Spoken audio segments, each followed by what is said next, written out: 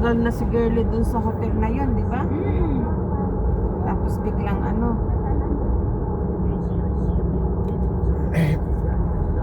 So, nabalik din naman yun. Nabalik-balik lang siya doon. Pwede na mainitin naman, pwede pala siyang bumalik.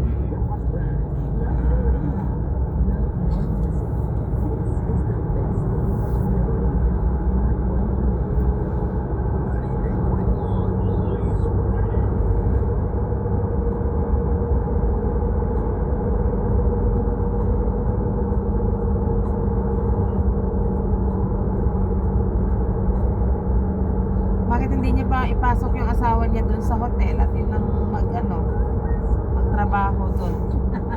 Hindi ba scatter naman? Hindi pwede daw. Bakit? Tanghali na akong gumising.